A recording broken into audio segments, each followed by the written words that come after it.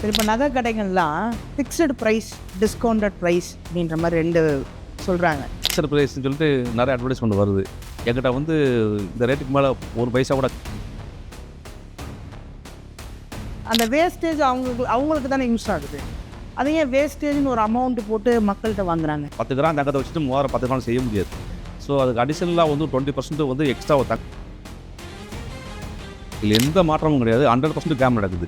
1% 2%லாம் காசு சொல்லல, 100% காசு. அதான் வியாபாரி நீங்களே சொன்ன நான் சொல்கிறேன்னா நான் அது வந்து ஏட்ட ஒரு பிரபலம் வந்து என்ன சொல்கிறாங்க, எங்கள்கிட்ட வாங்குங்க அப்படின்றாங்க. இன்னொரு பிரபலம் என்ன சொல்கிறாங்க, எங்கள்கிட்ட விற்றுருங்கன்றாங்க. அவனுக்கு இன்றைக்கி வந்து ஒரு பவுன் வந்து ஒரு சவரன் சொல்கிறான்னு வச்சுக்கோங்களேன். ஒரு சவரன் வந்து 92,500 இன்றைக்கி இருக்குது. அதை வந்து அதாவது கடன் வாங்கியவர்கள் வந்து கட்டாம விட்டவங்களை வந்து அதிகமான ஒரு நகைக்கடைக்காரங்க. அது தெரியுமா உங்களுக்கு? கார்பரேட்டில் பெரிய லெவலில் பண்ணவங்கள நிரவ் மோடி வைர வியாபாரி, அந்த மாதிரி நிறைய ஆளுகள் இருக்காங்க. வைரத்தில் அவங்க ஃபேமிலியில் வைரம் இல்லாத ஃபேமிலியே கிடையாது. நாட் டச்சியாக இருக்கிற ஃபேமிலியில். அப்போ அவங்கள எல்லா ராசிக்காரர்கள் இருப்பாங்க, எல்லா நட்சத்திரத்துக்காரர் இருப்பாங்க, எல்லாமே இருப்பாங்க. அவங்களுக்கு எதுவுமே ஆகல, நல்லா தானே இருக்காங்க.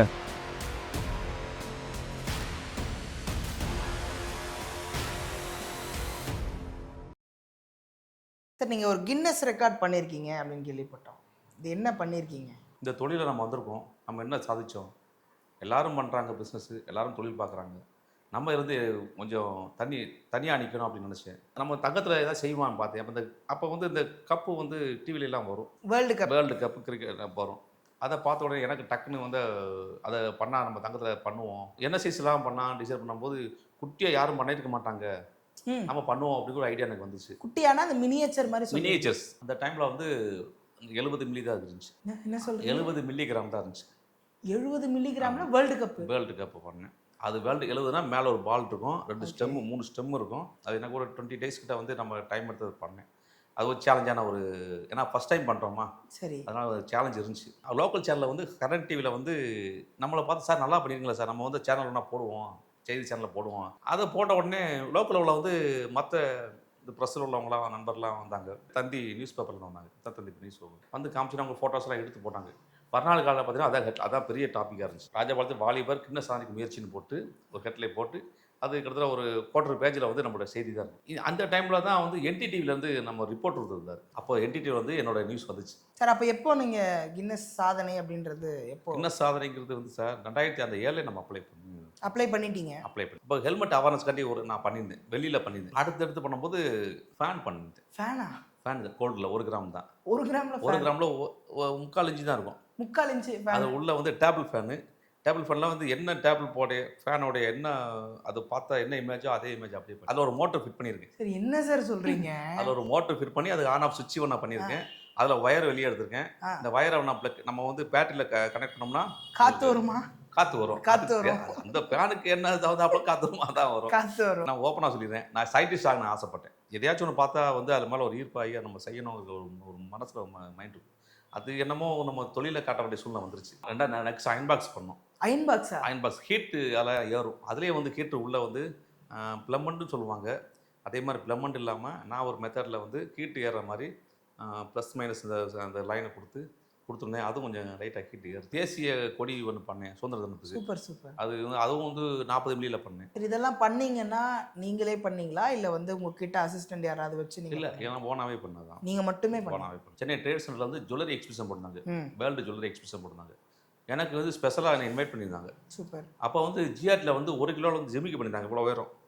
அப்போ வந்து ஜிஆர்டி ஓனர் வர்றாரு. உள்ளே பார்க்குறப்ப என்னென்னு கேட்டாங்க. இப்போ லென்ஸ் வச்சு தான் பார்க்குற மாதிரி இருந்துச்சு. லென்ஸு கொடுத்து பார்த்தாங்க, இதை பார்த்து அதையும் பார்த்தாங்க. அப்போ தான் அவர் வந்து எனக்கு ஒரு கிரெடிட் கொடுத்தாரு, அந்த ராதாகிருஷ்ணங்குது.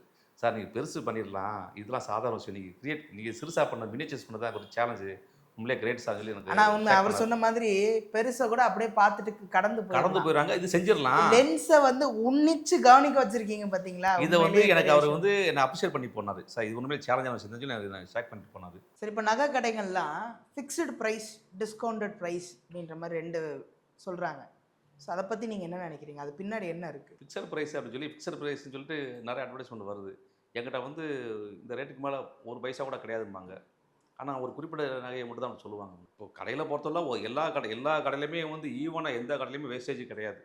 ஒவ்வொரு கடையில் வந்து வேஸ்டேஜ் வந்து ஹையாக போடுவாங்க, கம்மியாக போடுறாங்க. அவங்களுடைய ஒர்க்கு, அவங்களுடைய குவாலிட்டி இதை வச்சு தான் அவங்க போடுறேன்னு சொல்கிறாங்க. எனக்கு இன்னொரு சந்தேகம் இருக்கு. ஒரு தங்கத்தை உருக்கி அதை நகையா பண்ணும்பொழுது வேஸ்டேஜ் ஆகும்போது அந்த வேஸ்டேஜ் அவங்களுக்கு தானே யூஸ் ஆகுது. அதை ஏன் வேஸ்டேஜ்னு ஒரு அமௌண்ட் போட்டு மக்கள்கிட்ட வாங்குறாங்க? எனக்கு கேட்டால் கஸ்டமரே நிறையா பேர் இந்த விஷயத்தில் வந்து கன்ஃபியூஸில் தான் இருக்காங்க. 10 கிராம் தங்கத்தை வச்சுட்டு 10 கிராம் செய்ய முடியாது. ஸோ அதுக்கு அடிஷனலாக வந்து 20% வந்து எக்ஸ்ட்ரா தங்கம் வச்சு நம்ம அது ஃபினிஷிங் பண்ணி மிச்சத்தை எடுத்துகிட்டு தான் அந்த ஃபினிஷிங் நம்ம பண்ணி வரோம். இப்போ நீங்கள் வேலை பார்க்கும்போது என்ன ஆகுன்னா, அதுக்கு நிறைய இன்ஸ்ட்ருமெண்ட் வச்சு தான் நம்ம வந்து அதை மேக் பண்ணுறோம். இப்படி மேக் பண்ணும்போது அந்த நீங்கள் அந்த துகள்கள் நம்ம தேய்க்கிற போது அந்த அறம் அப்படின்னு சொல்லுவோம் டூல்ஸ். இந்த டூல்ஸை வச்சு நம்ம யூஸ் பண்ணும்போது நம்ம எக்ஸ்ட்ரா வச்ச தங்கத்தை போகிற வந்து ஃபினிஷிங்காண்டி எல்லாம் எடுத்துருவோம். ஸோ இதில் எப்படி வந்து உங்களுக்கு வேஸ்டேஜ் போகுது அப்படின்னு கேட்டிங்கன்னா, கையில் வந்து சின்ன சின்ன துகள் ஒட்டுவோம். அதை வந்து எடுக்க முடியாது, 100% நம்ம எடுக்க முடியாது. இது ஒரு பக்கம். கீழே விழுறதே கூட்டி நம்ம எல்லாத்தையும் கம்ப்ளீட்டாக நம்ம ரெக்கவர் பண்ணி எடுக்கும் போதும் உங்களுக்கு வந்து 100% நம்ம எடுக்கவும் முடியாது. சட்டையில் உள்ளது வந்து ஒட்டினது திருப்பி வராது. கையில் வேர்வை இருந்துச்சுன்னா அதுலேயும் ஒட்டிந்து வராது. 10% போகிறதுல வந்து ஒரு 5% வந்து நம்ம எடுக்கவே முடியாது. 5% ரெக்கவர் பண்ணிக்கலாம். நம்ம உடம்புல ஒட்டினது இதெல்லாம் எடுத்தது போக 5% எடுத்துடலாம். ஸோ புதுசாக வந்து பேக்கிங் சார்ஜ் மட்டும் போட்டு வேஸ்டேஜ் போடாமல் இருந்தோம்னா அவங்களுக்கு மக்கள்கிட்ட வந்து என்னென்னு சொல்ல முடியாதுன்னு சொல்லிட்டு தான் அந்த வேஸ்டேஜை இன்னும் ஃபாலோ பண்ணிகிட்டு இருக்காங்க. நம்ம வேஜஸ் எல்லாம் நம்ம வேலை பார்க்குற கூலி, நம்ம வச்சுக்கிற மார்ஜின் எல்லாமே ஆட் ஆயிரும். ஸோ இந்த சேதாரம்னு வந்து இன்னும் ஃபாலோ பண்ணிக்கிறதுனால தான் அதை விட்டு நம்ம வெளியில் வர முடியலை. கஸ்டமர் வந்து கேட்கும் என்ன வேஸ்டேஜ் தான் கேட்குறாங்க, என்ன மேக்கிங் சார்ஜ் யாரும் கேட்கல. மேக்கிங் சார்ஜ் என்னைக்கு வந்து மாறுதோ அன்னைக்கு தான் இந்த உங்களுக்கு கேள்விக்கு வந்து விடை கிடைக்கும். இன்னமும் மக்கள் குழப்பமாக தான் இருப்பாங்க. நான் சொல்கிறத கூட நமக்கு புரியாதவங்க வந்து ஒரு நகை கடையிலையோ ஒரு அங்கே பார்க்குற தொழில் பார்க்குறவங்கள்டையோ இந்த விவரம் கேட்டிங்கன்னா தெளிவாக சொல்லிடுவாங்க. இப்போது ஒரு நகை வாங்குறோன்னு வச்சுக்கோங்களேன், அந்த நகையில் கற்கள் பதித்து இருக்குது. அந்த கற்களுடைய எடை வந்து நம்ம இந்த நகையோடைய எடை இதை எப்படி வித்தியாசப்படுத்தி வாங்க முடியுது? ஏன்னா அதில் நிறைய ஸ்கேம் நடக்குதுன்னு கூட சொல்கிறாங்க சார். 100% ஸ்கேம் நடக்குது சார். அதில் எந்த மாற்றமும் கிடையாது. 100% ஸ்கேம் நடக்குது. 1% 2%லாம் நான் சொல்லல. 100% நகை வியாபாரி நீங்களே சொன்னா நான் சொல்கிறேன்னா, நான் அது வந்து ஏன்ட்ட செய்கிற கஸ்டமர்கிட்ட நான் ஸ்டோன் வைக்கிறதுக்கு முன்னாடி நான் ஆர்டராக தான் வாங்குறேன். ஸ்டோன் வைக்கிறதுக்கு முன்னாடி வெயிட் போட உங்கள்கிட்ட காமிச்சிறேன். செகண்ட் தான் நான் ஸ்டோனை ஃபிட் பண்ணுறேன். நீங்கள் வாங்குற கடையில் வாங்குறலாம் 10% லெஸ் பண்ணி போடுவாங்க உங்களுக்கு. நீங்கள் ஒரு 100 கிராம் வாங்குறீங்க, ஒரு பொருள் வாங்குறீங்க அப்படின்னா அதில் 10% லெஸ் பண்ணுவாங்க. 10 கிராம் உங்களுக்கு ஸ்டோன் லெஸ் பண்ணுவாங்க. கேரளா சார்ந்த கார்பரேட் கடையில் நடக்குது. நான் நேரடியாக அனுபவத்தில் சொல்கிறேன். கற்கள் ஃபுல்லாக பதிச்சு ஒரு நெக்லஸ்ஸு அதை நான் கேட்குறேன். அவங்க என்ன செய்கிறாங்கன்னா ஸ்டோனு ஒயிட் ஸ்டோன் தான், full white stone choker necklace மாதிரி போட்டிருக்காங்க. கம்மியாக லெஸ் பண்ணியிருக்காங்க. கம்மியான எப்படி சொல்ல வரேன்னா, இப்போ 100 கிராம் அந்த நெக்லஸ் இருக்குது அப்படின்னா அவங்க லெஸ் பண்ணி எவ்வளோ லெஸ் பண்ணியிருக்காங்கன்னா 12 கிராம் லெஸ் பண்ணுறாங்க. ஆனால் ஆக்சுவலாக 8 கிராம் தான் அதில் போகும். எனக்கு ஒன்றும் புரியலை. நம்ம கூட எடுத்து கூட விற்றா கூட நமக்கு 4 கிராம் மிச்சம் தானேன்னு சொல்லிட்டு நான் யோசிக்கிறேன். அவங்க வேஸ்டேஜ் லிஸ்ட்டு போடுறாங்க, அவங்க பில்லு போடுறாங்க. அந்த பில்லு போடும்போது பார்த்தா 12 கிராம் வந்து கேரட்டை கன்வெர்ட் பண்ணாங்க. ஒரு கேரட் வந்து 100 ரூபா, ஒரு கேரட் 100 ரூபா அப்படின்னு சொல்லிட்டு அது 1 லட்ச ரூபா கொடுத்து போயிடுறாங்க. இந்த மாதிரிலாம் நடக்குது. ஆமாங்க சார். தங்கத்தை விட உங்களுக்கு கல்லோட வெயிட் கூட காமிக்கும் போது கல் வந்து விலையே போகாது. ஒரு கல் மிஞ்சி போனால் 100 ரூபா 50 ரூபா தான் இருக்கும். ஆனால் அது கோல்டாக நீ கன்வெர்ட் பண்ணும்போது அது 500 ரூபாய்க்கு அரைக்குள்ள போயிடுது. கல் வந்து உங்களுக்கு இது கேரட் வைஸாக கன்வெர்ட் பண்ணி அதில் வந்து கேஷாக கன்வெர்ட் பண்ணுறாங்க. 1 லட்ச ரூபா 1.5 லட்ச ரூபா அதில் போயிடுது. ஆக்சுவலாக கல் 10,000 தான் போகும். அதனால தான் பேங்க்லலாம் போனீங்கன்னா இந்த கருப்பு மணி, இந்த கல் வச்ச நகைகள் எல்லாம் வந்து லோன் கொடுக்கறதுக்கோ எடுத்துக்க மாட்டாங்க. முன்னாடி வந்து இந்த தொழில் சார்ந்தவங்க, இந்த பொற்கொள்ள தொழில், தங்க தொழில் சார்ந்தவங்க தான் அப்ரைசராக இருந்தாங்க. இப்போ வந்து அப்ரைசர் கோர்ஸ் படிச்சுட்டு உள்ளே வர்றாங்க. ஸோ உங்களுக்கு எக்ஸ்பீரியன்ஸ் இருக்காது. இந்த ஸ்டோன் இவ்வளோ வெயிட் இருக்கும், இந்த முத்து இவ்வளோ வெயிட் இருக்கும், இந்த கருகுமணி இவ்வளோ வெயிட் இருக்கும்னு அவங்களால அனலைஸ் பண்ண முடியும். இந்த கருமணி சேர்ந்து 8 கிராம் தான் செஞ்சுருப்பாங்க அப்படின்னு அவங்களால சொல்ல முடியும். அது எக்ஸ்பீரியன்ஸ் வச்சு சொல்லுவாங்க. அவங்க எடுத்துக்கிடுவாங்க. இல்லை 8 கிராம் இருக்குது, 25 கிராம் இருக்குது அப்படின்னா அந்த கணக்கு பண்ணி எடுத்துக்கிடுவாங்க. இப்போ வந்து என்னென்னா யாருக்குமே அந்த அப்ரைசர் கோர்ஸ் படிச்சுட்டு வரவங்களாம் அவங்களுக்கு எக்ஸ்பீரியன்ஸ் கிடையாது. அவங்களால அதை கணக்க முடியாது. அதனால தான் வந்து அவங்க டோட்டலாக அவாய்ட் பண்ணிடுறாங்க. ஒரு வேளை அவங்க எடுக்கிறான் அப்படிங்கிறாங்கன்னா அது கரெக்டான முறையில் அவங்கள எடுக்கவே முடியாது. 8 கிராம் போகிறத 12 கிராம் எடுப்பாங்க. இல்லை 20 கிராம் தானே நம்ம 8 கிராம் கழிச்சா போதும் 15 கிராம் தங்க இருக்குன்னு நினைக்கிறாங்க. அந்த பேங்க்கில் வந்து ஆடிட்டிங் வரும்போது செக் பண்ணும்போது அதில் வந்து எக்ஸ்பீரியன்ஸ் அப்ரைசர் உள்ளே வரும்போது இல்லை அவளை எதுக்கு எடுத்தீங்கன்னு சொல்லி ஒரு இஷ்யூ வரும். அதனால தான் டோட்டலாகவே வந்து ஸ்டோன் ஐட்டமோ இல்லை அந்த கருகுமணியோ இல்லை முத்து ஐட்டம் இல்லை பவளம் ஐட்டத்தை வந்து இப்போ அவாய்ட் பண்ணிட்டு இருக்காங்க. பேங்க்கில் லோன் கொடுக்குறது அவாய்ட் பண்ணிட்டு. எந்த நகையை அதிகமாக மக்கள் வாங்குறாங்க? செயினா, மோதிரமா, இல்லை கம்மல், ஜிமிக்கி அந்த மாதிரி எதை அதிகமாக வாங்குறாங்க? அத்தியாவசியமாக வாங்கினது செயின், தேவைக்கு அதிகமாக வாங்கினது மாலை நெக்லஸ். இப்போ வந்து பழங்காலத்தில் யூஸ் பண்ண நகைகள்லாம் இப்போ ட்ரெண்டிங்காக திரும்பி வந்துக்கிட்டு இருக்கே. ஆமாங்க சார், வந்துக்கிட்டு இருக்கு. அது எந்தெந்த நகைகள்லாம் வந்து இப்போ நகைகள் வந்து மாங்காய் மாலை, காசு மாலை, ஒட்டியானம், இந்த மாதிரி ஐட்டங்கள் வந்து அது வங்கி. ஏன்னா ஒரு கொஞ்ச காலத்துக்கு முன்னாடி இதெல்லாம் இப்போ இந்த காசு மாலை ஒட்டியானம்லாம் போட்டு போயிட்டு பார்த்தா அருக்காணி எந்த மாதிரி வந்து ஃபீல்ல இருக்கு, ஏன் இப்படிலாம் பழங்காலத்து மாதிரி அப்படின்னு பட்டிக்காடு சொல்லிட்டு மாதிரி இருக்கிற பட்டிக்காடு அந்த பட்டிக்காடு மாதிரி இருக்குன்னாங்க. ஆனா இப்போ அதையே வந்து ட்ரெண்ட் ஆயிட்டு நீங்கள் ஒரு ஒரு டிசைன் போட்டிருக்கீங்க, இதுவே மாறி மாறி வரும்போது அவங்களுக்கு போர் அடிச்சிடும். இந்த இதெல்லாம் பார்க்கும்போது உங்களுக்கு புதுசாக தானே தெரியும். ட்ரெடிஷனில் வந்து இப்போ உள்ள பிள்ளைங்க யாரும் பார்த்துருக்க மாட்டாங்க. ஸோ அதை பார்க்கும்போது நல்லா இருக்கு, இது எனக்கு போட்டு பார்க்குறது, போட்டு பார்த்தா அவங்க கட்டிருக்க சாரீஸுக்கும் அவங்க கட்டிருக்க அந்த மேக்கப்புக்கு இதெல்லாம் பார்த்தீங்கன்னா ரொம்ப எக்ஸ்ட்ரா கொப்பு அந்த மாதிரி வரிசையாக ஒவ்வொன்று போட்டிருப்பாங்க. சொல்லுவாங்க. இப்படி போட்டிருப்பாங்க. ஒரு ஒரு 25 வருஷம் 30 வருஷம் முன்னாடிலாம் இதெல்லாம் வந்து ரொம்ப ஓல்டு ஃபேஷன் சொல்லி யாரும் போடாம இருந்தாங்க. இப்போ மறுபடியும் பார்த்தீங்கன்னா இங்கே ஃபுல்லாக நிரப்பிட்டாங்க, அது ஒரு ஃபேஷன் ஆக்கிட்டாங்க. இப்போ மெட்டி போடுறது அதுவும் ஃபேஷன் ஆகி போச்சு. கல்யாணம் முடிக்காமலே மெட்டி போடுறாங்க பொம்பளைங்க, பெண்கள். கல்யாணம் முடிக்காமலே போடுறாங்க. முன்னாடி முடிக்காமலே மெட்டி போடுறாங்க. அது ஒரு ஃபேஷனா ஃபேஷன் நினைக்கிறாங்க. ஆயிடுச்சு. ஆமா. இப்போ வந்து பிள்ளைங்களுக்கு என்ன, நமக்கு பிடிச்ச மாதிரி வாழணும், நமக்கு பிடிச்ச மாதிரி எடுக்கணும். ஆனா நீங்க ஃபேஷன் ஆயிடுச்சுன்னு சொல்றீங்க. ஆனா இப்போ இருக்க யங் ஜெனரேஷன், அதாவது ஜென்சி இந்த கிட்ஸ் எல்லாம் வந்து நகை போடுறதே பெரும்பாலும் விரும்ப மாட்டாங்க. கரெக்ட் தான் சார். ஆனால் நகை வந்து போடலை, எனக்கு காயினா வாங்கி கொடுத்துருங்க, எனக்கு தங்கமாக வாங்கி கொடுத்துருங்க, இல்லை பியூர் வாங்கி கொடுத்துருங்க. நான் இங்கே ஒர்க் பண்ணுறேன், என் ஹஸ்பண்ட் வந்து பெங்களூரில் இருக்காரு, சென்னையில் இருக்காரு, அப்ராடில் இருக்காரு அப்படின்னு சொல்லி முடிக்கிறாங்க. அதனால் இங்கே வந்து சேஃப்டி கிடையாதுன்னு சொல்லிட்டு என்ன செய்கிறாங்கன்னா, ஒன்று கோல்டை வந்து சேல் பண்ணிவிட்டு பிளாட்டோ இதை வாங்கிட்டு போயிடுறாங்க. இல்லை கோல்டு எதிர்காலத்தில் நல்ல ஒரு இன்வெஸ்ட்மெண்ட் நினச்சி அதை லாக்கரில் வச்சுட்டு அப்படியே போயிடுறாங்க. ஒரு பிரபலம் வந்து என்ன சொல்றாங்க, எங்கள்கிட்ட வாங்குங்க அப்படின்றாங்க. இன்னொரு பிரபலம் என்ன சொல்றாங்க, எங்கள்கிட்ட வித்துருங்கன்றாங்க, நாங்க அதிகமா பணம் தரோம். இன்னொருத்தவங்க என்ன சொல்றாங்க, விற்காதீங்க, அடகு வச்சா போதும். அவனுக்கு இன்றைக்கி வந்து ஒரு பவுன் வந்து ஒரு சவரன் சொல்கிறான்னு வச்சுக்கலாம். ஒரு சவரன் வந்து 92,500 இன்றைக்கி இருக்குது. அதை வந்து அவன் வந்து அடகு வச்சானா 70,000 கொடுப்பான்ல. அவனுக்கு 70,000 பெருசு தானே, வச்சுட்டு அவனுக்கு எஸ்கேப் ஆகி போயிடறான். இப்படி தான் நடந்துகிட்டு இருக்குது. தங்க நகையை வாங்கலாமா, இல்லை வந்து தங்க பிஸ்கெட்டா வாங்கலாமா, இல்லை காயினா வாங்கலாமா, இல்லை இருக்கிற தங்கத்தை அடகு வைக்கலாமா விற்கலாமா? இருக்கிற தங்கத்தை அடகு வைக்கணும்னா நம்ம தேவைக்கு அடகு வைக்கணும். தேவைக்கு தான் வைக்கிறோம். இப்போ வந்து குறைஞ்ச அமௌண்ட்டில் லாக்கரில் வைக்கிறதுக்கு பதிலாக குறைஞ்ச அமௌண்ட்டில் அடகு வச்சுட்டு போயிடுறாங்க. அது வந்து இன்சூர்ட் ஆயிடுது. இன்சூர்ட் ஆயிடுது. ஆனால் லாக்கரில் வச்சதுக்கு இன்சூர் கிடையாது. இவங்க வந்து நாளைக்கு வந்து அந்த பொருள் மிஸ் ஆனால் கூட அந்த பேங்க் தான் ரெஸ்பான்சிபிலிட்டி. ஸோ அதனால் அவங்க அப்படியே வச்சுட்டு போயிடுவாங்க. இப்போ உங்களுக்கு தேவை, அடகு வச்சு ஆகணும், எனக்கு மணி தேவை அப்படின்னா நீங்கள் அடகு வைக்கலாம். அதே நேரத்தில் உங்களுக்கு வந்து பாதுகாக்க முடியும்னா நீங்கள் பிஸ்கட்டை வாங்கி வச்சுக்கலாம், கோல்டு காயினை வாங்கி வச்சுக்கலாம். இல்லைன்னா நீங்கள் வந்து நகையாக நான் செய்ய போகிறேன் ஃபியூச்சரில் அப்படின்னா நீங்கள் பிஸ்கட் வாங்கலாம், காயினை வாங்கி வச்சுக்கலாம். காயினை வாங்கி ஆமாம், நீங்கள் வந்து ஸ்ப்ளிட் பண்ணிக்கலாம்.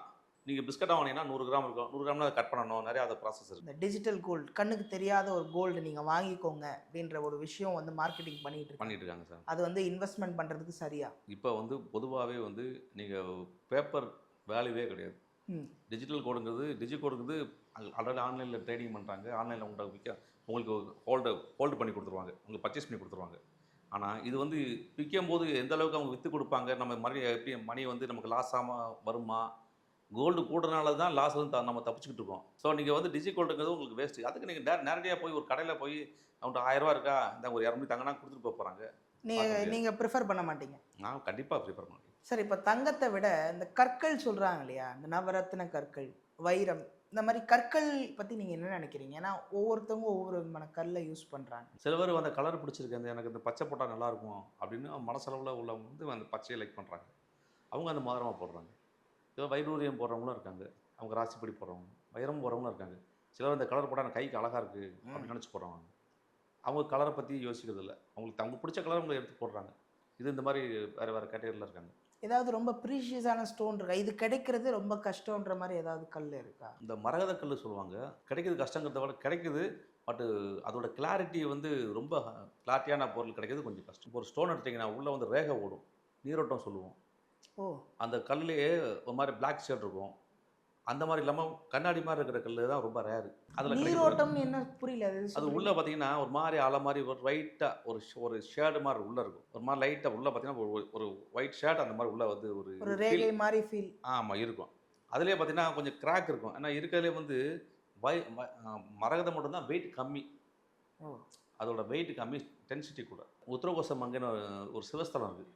அந்த கோயிலில் பார்த்தீங்கன்னா இருக்கிற அந்த மூலவர் வந்து மரகதான லிங்கம் இருக்குது. மரகத லிங்கம் மரகதத்தில் இருக்குது, பச்சை கல். ஆமாம், அது பார்த்தீங்கன்னா ரொம்ப வந்து ரேரான ஒரு ஸ்டோனு.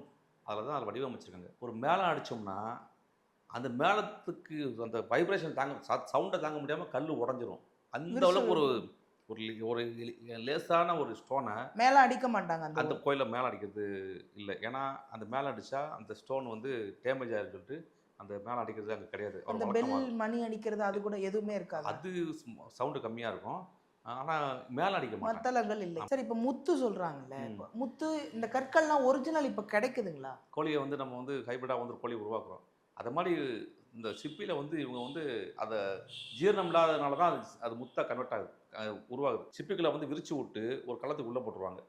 உள்ளே போட்டால் அது ஜீரணமாகாமல் அதோட உமிழ்நீர் இருப்பா வந்து சுரந்து அது ஒரு முத்தாக ஃபார்ம் ஆயிடுது. இவங்க என்ன செய்கிறாங்கன்னா ஷேப்பு தந்தாப்புல உள்ளே வந்து அந்த ஒரு இதை ஃபார்ம் பண்ணிடுறாங்க. இப்போ ரவுண்டாக எனக்கு வேணும், ஓவலாக வேணும், இல்லை அந்த மாதிரி வந்து ஆர்டிஃபிஷியலாக இவங்களே வந்து. ஆனால் ஒரிஜினல் முத்தை வந்து ஆர்டிஃபிஷியலாக வந்து இவங்க உருவாக்குறாங்க. அதுக்கு முத்துக்கு வந்து தனியாகவே ஒரு பிளான்ட்டே போட்டிருக்காங்க. அது ஹைட்ராபாத் மட்டும் சொல்லுவோம். இந்தியாவில் வந்து ஹைட்ராபாத் முத்து தான் வந்து மார்க்கெட்டிங்கில் நம்பர் 1 இருக்குது. ஹைட்ராபாத் முத்து அதெல்லாம் அந்த மாதிரி தான் அவங்க பிளான்ட்டு போட்டு தான் எடுக்கிறாங்க. இப்போ வந்து முத்து வந்து எங்கே அதிகமாக கிடைக்குது ஒரிஜினலாகவே? தூத்துக்குடியில் என்ன செய்வாங்கன்னா கடலில் உள்ளே குதிச்சு சிப்பியை பூரா பிறக்குவாங்க. அதில் நல் முத்து கிடைக்கும். அந்த முத்து பார்த்தீங்கன்னா ஒரே ஷேப்பில் இருக்காது. இப்போ முத்துக்குளிக்கெல்லாம் கிடையாது. அது ஆழத்தில் இறங்கி ஒரு 100-150 அடி 200 அடி உள்ளே இறங்கிலாம் உள்ளே போய் குதிச்சுலாம் இப்போ இருக்கிறது கிடையாது. இப்போ ஈஸியாக கிடைக்கிது முத்து. ஆனால் அவங்க எடுக்கிற அளவுக்கு வேல்யூவும் இல்லை. நம்ம இங்கே ஹைட்ராபாத்தில் எல்லா நாட்டு முத்தையும் உள்ளே வந்து இறக்கிட்டாங்க. ஸோ அதெல்லாம் ஒன்றும் முத்து கிடைக்காதுங்களாம் ஒன்றும் கிடையாது. நம்ம நினைக்கிற சைஸ் எல்லாமே கிடைக்கும். இப்போ நம்மளுடைய கேஜிஎஃப்லேயே மிகப்பெரிய சுரங்கம் தானே, ஏன் அது இன்னும் பயன்பாட்டுக்கு திரும்பி கொண்டு வரல? இன்னும் தங்கம் நிறைய இருக்குன்றாங்க. இன்றைக்கி தமிழர்கள் வந்து அதிகமாக இருக்கிறது கோளாறு தான். கேஜிஎஃப்லேருந்து தருமபுரி வரையே இந்த கோல்டோட படிமானங்கள் இருக்குது. இன்றைக்கி சவுத் ஆஃப்ரிக்காவில் கிடைக்கிறது வந்து ரொம்ப கிடைக்கிற வந்து உருண்டை பால்ஸ் மாதிரி கிடைக்கும். ஒரு கனமாக கட்டியாக கிடைக்கும். இங்கே கிடைக்கிறது அப்படி கிடையாது. இங்கே இந்த சீனிக்கல் சொல்லுவோம்ல, வெள்ளையாக இருக்கும். அந்த கல்லில் தான் வந்து அப்படியே படிமானங்கள் இருக்கும். என்ன செய்கிறாங்கன்னா அந்த கோளாறு தங்கவையில் வந்து முன்னாடி என்ன பண்ணாங்கன்னா மைன்ஸில் உள்ளே இறங்கி எல்லாம் எடுத்து ஸ்க்ரப் பண்ணுவாங்க. நல்லா தூசியாக ஆக்கி அதில் வந்து ப்ராசஸ் பண்ணி தான் கோல்டை எடுத்தாங்க. அன்னைக்கு ஒரு லாரி நிறையா நீங்கள் வந்து இந்த எடுத்து நீங்கள் பண்ணிங்கன்னா 1 கிராம் எடுக்கலாம், அந்த மாதிரி தான் இருந்துச்சு. அதனால வந்து நஷ்டம் வந்துச்சு.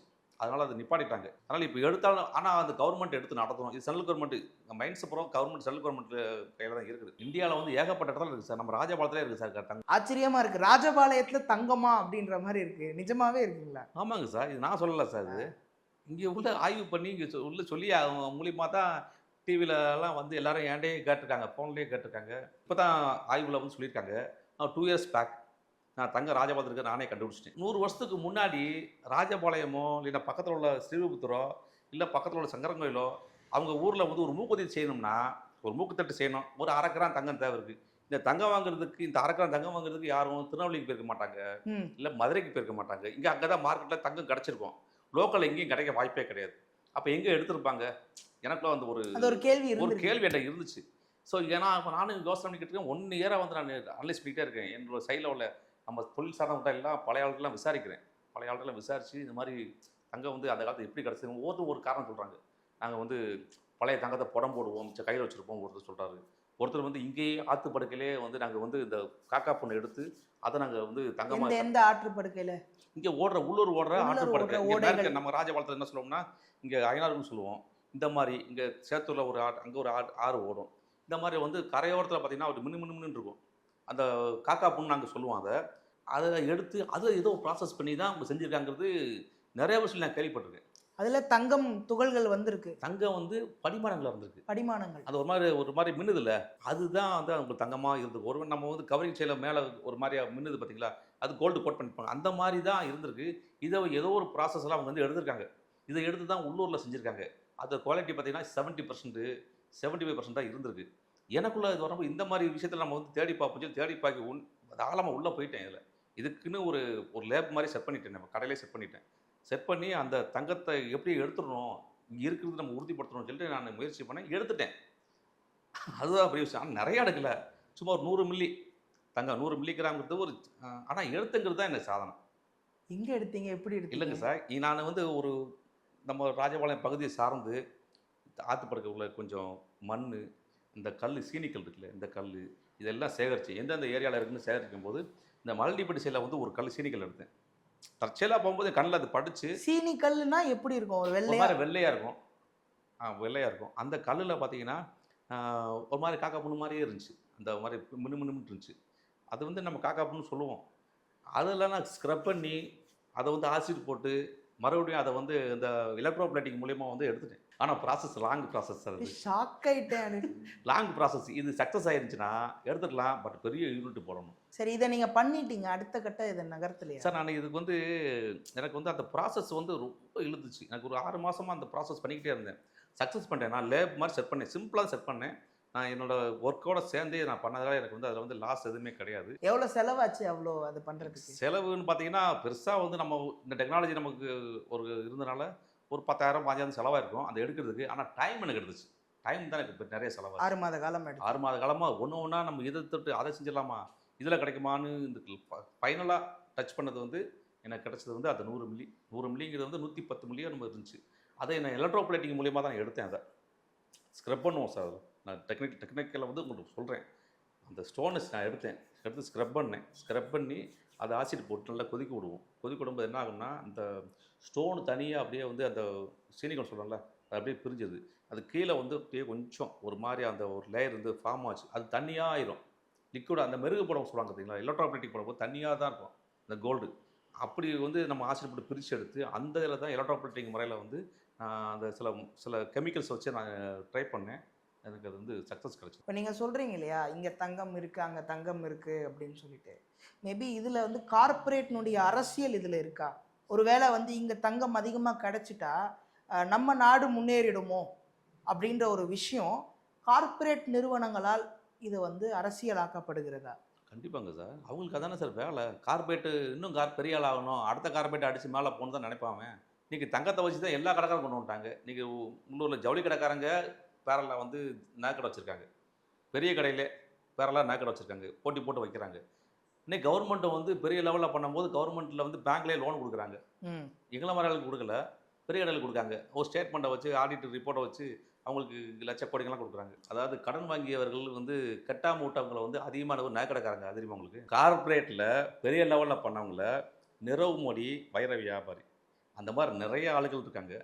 தங்கத்தில் சென்னையிலேயே ஏகப்பட்ட கடைகள் வந்து கார்பரேட் கடைகள் ஃபுல்லாமே 500 கோடி 1000 கோடி. நான் சொல்றது ஒரு 5 வருஷத்துக்கு முன்னாடி சார். இதில் அந்த திவாலானவங்கெல்லாம் வந்து வராக்கடனில் போனவங்க பூரா வந்து 100 பேர்த்தில் அதில் 70 பேர் வந்து நகைக்கடைக்காரர் இருக்காங்க சார். பெரிய லெவலில் பண்ண நகைக்கடைகள் சார். டைமண்டும் கோல்டும் சேர்ந்து உள்ளவங்க தான் திவால் ஆக்கினவங்க. இந்த கற்கள் இருக்குல்ல சார், ஒவ்வொரு கற்கள் முத்துனா கடலுக்கு அடியில் இருக்கும் அப்படின்ற மாதிரி, அந்த மாதிரி ஒவ்வொரு கற்களும் எங்கெங்கே கிடைக்கும் அப்படின்ற மாதிரி சொன்னீங்கன்னா நல்லா. இப்போ முத்து சார், முத்து வந்து கடலை சிப்பியில் கிடைக்குது. பவளம் வந்து கடலில் வந்து பவள பாறையில் தான் எடுக்கிறாங்க. அதே மாதிரி மற்ற ஸ்டோன் புறாமே பூமிக்குள்ளே தான் எடுக்கிறாங்க. வைரம் வந்து கார்பன் கேள்விப்பட்டிருப்பீங்க. நிலக்கரி சொல்கிறோம்ல, இந்த நிலக்கரி வந்து அதோட தன்மை வந்து ரொம்ப ஹார்ட்னஸ் ஆகும்போது அது வந்து வைரமாக உருவாகுது. இப்போ ஒரிஜினல் டைமண்ட் வந்து இப்போ வந்து லேப் கிரவுண்ட் டைமண்ட் கொண்டு வந்திருக்காங்க. இது எப்படி கேட்டிங்கன்னா அந்த ஸ்டோனு ஐடென்டிஃபை பண்ணுறாங்க.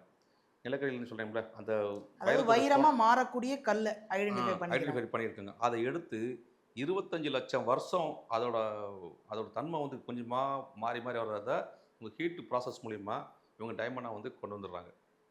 அந்த ஒரு ஸ்ட்ராங்கை கொண்டு வந்துடுறாங்க. ஆர்டிஃபிஷியலாக வந்து அதனுடைய ஆண்டுகளை ஆர்டிஃபிஷியலாக வந்து அதோட ஆண்டுகளை வந்து கூட்டி இன்க்ரீஸ் பண்ணி அந்த ஸ்டோனை வந்து டைமண்டாக வந்து கன்வெர்ட் பண்ணுறாங்க. கன்வெர்ட் பண்ணி இப்போ விற்கிறாங்க. இப்போ லேப் கிரவுண்ட் டைமண்ட் நீங்கள் சர்டிஃபிகேட் வாங்கினாலும் லேப் கிரவுண்ட் டைமண்ட் செட் பண்ணி வாங்குங்க.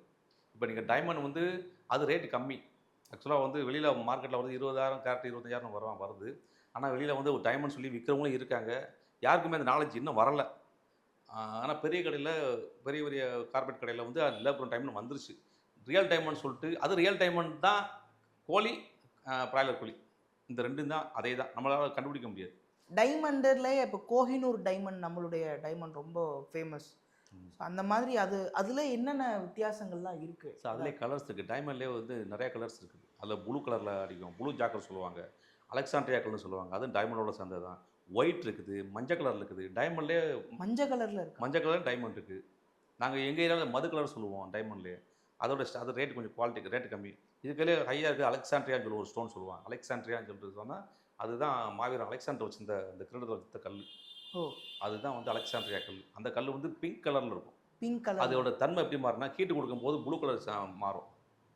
அது தண்ணியில் வச்சிங்கன்னு வச்சுங்களேன், அது மாதிரி ஒயிட்டாக மாறும், அது ப்ளூ கலரில் மாறும். இந்த 3 ரியாக்ஷன் அதை காட்டும். இப்போ டைமண்ட் வந்து ஒரு சில பேருக்கு செட் ஆகாது, நீங்கள் அந்த செக் பண்ணிட்டு போடுங்க, இல்லை ஜோசியக்கார்ட்ட கேட்டு போடுங்க, ஜாதகம் பார்த்துட்டு போடுங்க. ஏன்னா டைமண்ட் ஒரு சில பேருக்கு தூக்கியும் விடும், இறக்கியும் விடும் அப்படின்றாங்க. இப்போ வாங்க முடியாத இருப்பாங்களே, அவங்களுக்கு வந்து ஒரு ஆறுதலான விஷயம், நம்ம போட்டால் செட் ஆகாதோ அப்படி எடுத்துக்கலாம். அப்படி எடுத்துக்கிறதுக்காண்டி இந்த விஷயம் சொல்லியிருப்பாங்கன்னு நான் நினைக்கிறேன். ஏன்னா டைமண்ட் வந்து கல் எந்த யாருக்கு எந்த ஒரு கெடுதலும் செய்யாது. அது என்ன செய்ய போகுது? நம்ம இது போட்டதுனால நமக்கு வரப்போதா? இன்சிடென்ட் நடந்துக்கலாம். மேபி இதனால தான் காரணம். காக்கா உட்கார பணமலை விழுந்த கதையாக தான், அதை வச்சு தான் இந்த மாதிரி புழக்கத்தில் வந்து விஷயம் நடக்குது. வேற ஒன்றும் கிடையாது. விஷயம் நடக்குது. காரைக்குடி காரைக்குடி போயிட்டீங்கன்னா நாட்டுக்கோட்டை செட்டியார்னு ஒரு சமூகம் இருக்குது. இந்த சமூகத்தில் வந்து அவங்க சொல்கிறதே மூக்குத்தி தோடு இது மட்டும்தான் அவங்க சீதனம் கொடுக்காங்க. இல்லாதவங்க கூட, வசதி கம்மியானவங்க கூட, ஆனால் வைரம் வைரத்துலாம் அவங்க ஃபேமிலியில் வைரம் இல்லாத ஃபேமிலியே கிடையாது. நாட்டுக்கோட்டை செட்டியாருங்கிற ஃபேமிலியில். அப்போ அவங்கள எல்லா ராசிக்காரர் இருப்பாங்க, எல்லா நட்சத்திரத்துக்காரர் இருப்பாங்க, எல்லாமே இருப்பாங்க. அவங்களுக்கு எதுவுமே ஆகலை, நல்லா தானே இருக்காங்க. சார் நம்ம அது வந்து ஒரு மூட நம்பிக்கைன்னு கூட சொல்லலாம். சில பேர் வந்து வாங்க முடியாதுக்காண்டி சொன்ன ஒரு விஷயமா கூட வச்சுக்கலாம். விஷயமா தான் இருக்கும். வேற எது காரணம் இருக்க வாய்ப்பு இல்லை. இன்னொரு விஷயம் சொல்லுவாங்க, இடுப்புக்கு கீழே வெள்ளி, இடுப்புக்கு மேலே தங்கம் அப்படின்னு. அதாவது ஜாயிண்ட்டுக்கு பார்த்தீங்களா, இந்த இடத்துல வெள்ளி செயின் போடுவோம். எதுக்காண்டி அந்த ஜாயிண்ட்டு, இது ஜாயிண்ட்டு, இதுவும் ஜாயிண்ட்டு, இந்த இந்த காலம் கொலுசு போகிற காலம் ஜாயிண்ட், இடுப்புலேயும் இந்த ஜாயிண்ட். இந்த ஜாயிண்ட் பூரா ஹீட்டு ப்ரொடியூஸ் ஆகும் நமக்கு. இந்த நீங்கள் எல்லா ஜாயின்லையும் ஹீட்டு ப்ரொடியூஸ் ஆகும். இப்போ நீங்கள் ஆட்டுறீங்கன்னா இந்த இடத்துல ஹீட்டு ப்ரொடியூஸ் ஆகும். இந்த ஃப்ரிக்ஷனால ப்ரொடியூஸ் ஆகும். ஆமாம். இது என்னென்னா இந்த ஹீட்டு அந்த ப்ரொடியூசர் வந்து சமநிலைப்படுறதுக்கு தான் அந்த வெள்ளி நம்ம பயன்படுத்துகிறோம். நிறைய பேருக்கு தெரியாது, தெரிய மாட்டேங்குது. ஆனால் நீங்கள் போகிற ஆண்களுக்கு பெண்களுக்கு அழகு வந்து தங்கம், ஆண்களுக்கு அழகு வந்து வெள்ளி அப்படி தான் சொல்கிறோம். ஏன்னா நமக்கு அதிகமாக வந்து வெள்ளி நம்ம தான் யூஸ் பண்ணுறோம். தங்கம் அதிகமாக யூஸ் பண்ணுறது பெண்கள். இந்த ஜாயினில் போகிற கொலுசு இருக்குது, இந்த காலில் போகிறாங்கன்னா அந்த காலில் போகிறதுக்கு ஹீட்டு வந்து அப்படியே வந்து அப்சர்வ் பண்ணும், அப்படியே வெளியே எடுத்து நம்ம உடம்பு வந்து ஹீட்டு டெம்பரேச்சர் குறைச்சி காட்டும். அதனால தான் அந்த கழுத்தில் வந்து ஜாயின்ஸ் இல்லை, இங்கே தங்கம் போட்டுக்கலாம், காதில் தங்கம் போட்டுக்கலாம். பெண்கள் கொலுசு போடுறதுக்கு மெயின் காரணமே அதுதான். அந்த ஹீட்டை பூரா வந்து குறைச்சி, ஏன்னா பெண்கள் பெரும்பாலும் ஹீட்டு பாடி தான் அதிகமாக இருப்பாங்க. அவங்களுக்கு கொலுசு காரணமாக இருக்குது. முன்னாடி தண்டை போடுவாங்க, இப்போ தான் கொலுசு போடுறாங்க. முன்னாடி காலில் கணத்தை தண்டை போடுவாங்க. இந்த தண்டை வந்து அப்படியே அப்சர்வ் பண்ணிக்கும். ஆனால் ஹீட்டை அப்சர்வ் பண்ணால் வெள்ளி நிறம் மாறுது, கருத்து போயிடுது. அது உண்மையா? அதான் சார், அதனால தான் கருக்குது. பாடி டெம்பரேச்சர் தான் உங்களுக்கு கருக்குது. அதுதான் அந்த காலத்திலே வந்து நான் என்ன சொல்கிறேன், ஒரு எழுதப்படாத ஒரு விஞ்ஞானம் அது. அதாவது ஆய்வு செய்கிறோம்னா பழக்க வழக்கத்தில் கொண்டு வந்துட்டாங்க. இப்போ ஃபாரினில் என்ன செய்வாங்கன்னா, ஒரு ஆய்வு செய்கிறாங்கன்னா அது தியரிட்டிக்கலாகவும் இருக்கும், ப்ராக்டிக்கலாகவும் இருக்கும். தியரிட்டிக்கல் தான் வந்து காலங்காலமாக வந்து நிற்கும், ப்ராக்டிக்கல் நிற்காது. ஒரு காலத்தில் ப்ராக்டிக்கல் வந்து மூட நம்பிக்கையாயிருது, தியரிட்டிக்கல் வந்து தான் உங்களுக்கு ப்ரூஃப் ஆயிடுது. ஏன்னா ஒரு காலத்தில் நம்ம தான் ப்ராக்டிக்கலாக இருந்தோம், ஆனால் இப்போ அதை அப்படியே மூட நம்பிக்கையாக மாற்றிட்டோம். என்ன விஷயம் அப்படின்றதே தெரியாமல் பண்ணிகிட்டு இருக்கோம். ஆனால் இப்போ வெளிநாட்டவர்கள் ப்ராக்டிக்கலாக தான் நம்பிட்டு. இப்போ அவன் ஆராய்ச்சி பண்ணுறான் சார். நம்ம இன்றைக்கி வந்தானா இந்த இந்த தங்கத்தில் இப்படி செஞ்சுருக்கான இந்த கலைநுட்பத்தை பார்த்து ஆச்சரியப்படுறான். என்னடா இது, எந்த டெக்னாலஜி இல்லை, ஒரு ஒரு தோடு செய்யணும்னா அதுக்கு வந்து கம்பி வேணும். அந்த கம்பி இருக்கிறதுக்கு அவன் என்ன செஞ்சுருக்கான், அந்த தகடு அடிக்கணும், இவர் லேஸ் தகடு, இதெல்லாம் என்ன செஞ்சுருக்கான், இதெல்லாம் வந்து அவன் ஆராய்ச்சி பண்ணுறான். ஏன்னா டெக்னாலஜியை வச்சு நம்ம என்னெல்லாம் பண்ணிடலாம். எவ்வளோ நான் இப்போ டெக்னாலஜி நான் மினிச்சர்ஸ் பண்ணிடலாம், இன்னும் இதோட சிறுசாக கூட பண்ணிடலாம், வேறு யாரெல்லாம் கூட பண்ணிடலாம்.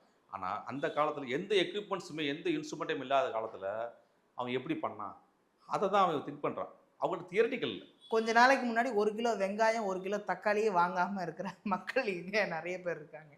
ஏன்னா விலை உயர்வு அப்படின்னு சொல்லிட்டு. ஆனால் எனக்கு ஒரு கேள்வி இருக்குது, எவ்வளோதான் தங்க விலை ஏறிட்டே இருந்தாலும் நகை கடைகளில் கூட்டம் குறையிறதே இல்லையே, எப்படி? பெண்கள் இப்போ நம்ம ட்ரெடிஷ்னலாகவே நம்ம என்ன செய்கிறோம், பொண்ணுக்கு வந்து 50 பவுன் போடணும், 30 பவுனாக இன்றைக்கி விலைவாசி 30 பவுனாக போடணும், இப்போயே வாங்கி வச்சுக்கிடுவோம், அதுக்காண்டி ஒரு ஓடுறாங்க, கடையை தேடி போகிறாங்க, வாங்குறாங்க. அது ஒரு குரூப்பு. சில பேர் என்ன செய்கிறாங்க, தங்க விலை கூடிக்கிட்டு இருக்குது, நமக்கு வந்து இப்போ கையில் ரூபா இருக்குது, தங்கத்தை வாங்கணும், அது ஒரு குரூப் போயிட்டுருக்கு. கொஞ்சம் கொஞ்சமாக தான் தங்கம் வாங்கிடுவோம் அப்படின்னு சொல்லிட்டு சீட்டு போட்டு நகை வாங்குறவங்க இருக்காங்க. இப்போ சீட்டு போட்டு நகை வாங்குறவங்க வந்து எல்லாருமே அதிகமாக கூட்டிட்டாங்க. இப்போ எல்லா கார்பரேட்டும் சீட்டை வச்சு தான் சார் கடையே ஓடுது. நீங்கள் சீட்டை நிப்பாட்டிட்டிங்கன்னா கார்பரேட் கிடப்புறம் அவன் வந்து க்ளோஸ் பண்ணிட்டு போயிட வேண்டியதான்.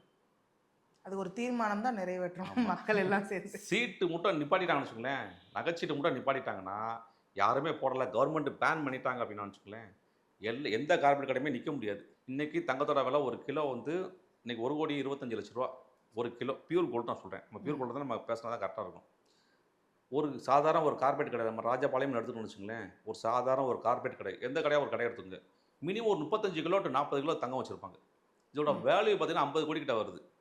ஸோ இன்றைக்கி 50 கோடிக்கு வந்து இவங்க டிரான்சாக்ஷன் பண்ணுறாங்க அப்படின்னு பார்த்தீங்கன்னா, இவங்களுக்கு எக்ஸ்பென்சஸ்ஸு, மெயின்டெனன்ஸு, இன்ட்ரெஸ்ட்டு எல்லாம் கணக்கு பார்த்தீங்கன்னா இவங்களுக்கு வந்து கண்டிப்பாக வந்து அது ப்ராஃபிட் ஜோனே இருக்காது. இவங்க நேர்மையாக பார்த்தா, நான் சொல்கிறது கார்பரேட் நேர்மையாக பார்த்தானா ப்ராஃபிட் ஜோனே இவங்களுக்கு இருக்காது. ஆனால் இதே நேரத்தில் இன்னும் இதோட வேல்யூ கூட கூட இன்னைக்கு இந்த 50 கோடி 100 கோடி டபுள் ஆகும். போன வருஷம் 25 கோடி இருந்துச்சு, இன்னைக்கு 50 கோடி ஆயிடுச்சு. அதோட வேல்யூ பியூர் கோல்டு 90 லட்சம் இருந்தது, 80 லட்சம் இருந்தது, இன்னைக்கு வந்து 1 கோடி 25 லட்சம் ஆச்சு.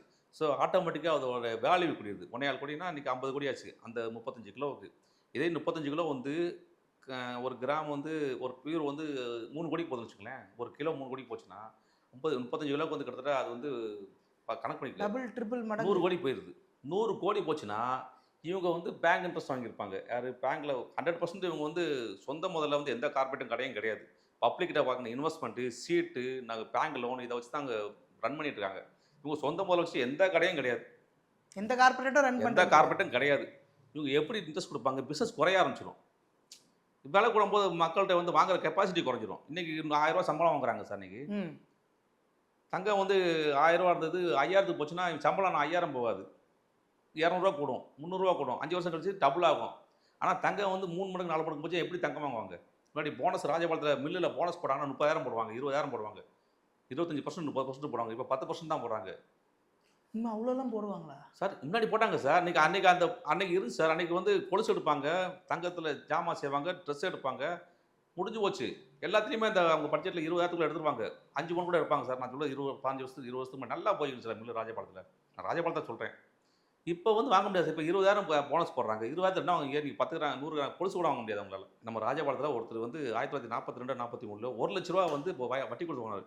1 லட்ச ரூபா வந்து இறங்கு பெட்டி வச்சு வச்சிருந்திருக்காரு. ட்ரங்கு பெட்டின்னு சொல்லுவோம். இரும்பட்டி பழைய ரங்கப்பட்டி கல்வி தெரியும். அதில் வச்சிருந்திருக்காரு. கரையாடுச்சு சார் அந்த காலத்தில். அது ஊரில் அந்த காலத்தில் அப்படி ஒரு பேச்சிருச்சு. அன்றைக்கி 1 லட்சத்தை வந்து எத்தனை ஏக்கர் வாங்கிக்கலாம், எத்தனை தங்கம் வாங்கிக்கலாம். அதை எது சொல்ல வரேன்னா கரையான் அடிச்சிடும் தங்க இது பேப்பரை. ஆனால் தங்கத்தை கரையான் அடிக்க முடியாது. வெள்ளி வந்து இப்போ சமீப காலமாக வந்து ஒரு மாதத்துக்கு முன்னாடி வரை என்ன சொன்னாங்கன்னா வெள்ளியை இன்வெஸ்ட் பண்ணுங்க அப்படின்னு சொன்னாங்க. வெள்ளியில் எதுக்கு இன்வெஸ்ட் பண்ண சொன்னாங்க? அது நல்லா குரோத் இருக்குது அப்படின்னாங்க. இந்த வருஷத்தில் வெள்ளியோட குரோத் வந்து கிட்டத்தட்ட 80% மேலே வந்து ரிட்டர்ன் கொடுத்துருக்கு. 80% கொடுத்துருக்கு. 102 ரூபா 103 ரூபா கிலோ இருந்த வெள்ளி இன்னைக்கு 207 ரூபா கிராஸ் பண்ணிட்டு கீழே வந்திருக்கு. இப்போ நம்ம பிஸ்னஸில் இருக்கனால அந்த விஷயத்தை நான் சொல்கிறேன். வெள்ளியோட டிமாண்டு கூடும், தங்கத்தோட டிமாண்டு. வெள்ளி வந்து பர்பஸ்க்கு இண்டஸ்ட்ரியல் பர்பஸ்க்கு கொடுது, தங்கம் வந்து இன்வெஸ்ட்மெண்ட்டுக்கு கொடுது. 2030 ஒரு சவரன் தங்கம் 5 லட்சம் அப்படின்னு சொல்லிட்டீங்க. வெள்ளி எவ்வளோ இருக்கும்? Per gram 700. இப்போ வந்து பெர் கிராம் வந்து 175 இருக்குது. பெர் கிலோ வந்து 175 லேக் இருக்குது. 2030 அடுத்த ஒரு பேட்டியில் நீங்கள் சொன்ன விஷயங்கள்லாம் நடந்ததுக்கப்புறம் நம்ம சந்திப்போம். ரொம்ப சுவாரஸ்யமாக இருந்தது உங்கள் கூட பேசினது. ரொம்ப நல்லா இருந்தது. மகிழ்ச்சி. நீங்கள் வாழ்க்கையிலையும் சரி உங்கள் அடுத்தடுத்த கட்ட மினியேச்சர்ஸில் நிறைய சாதனைகள் நீங்கள் புரியணும். உங்களுடைய வர்த்தகம் வணிகம் எல்லாம் ரொம்ப நல்லா நடக்கணும் அப்படின்னு சொல்லி வாழ்த்துக்களோடு நிறைவு செய்கிறோம். நன்றி, வணக்கம்.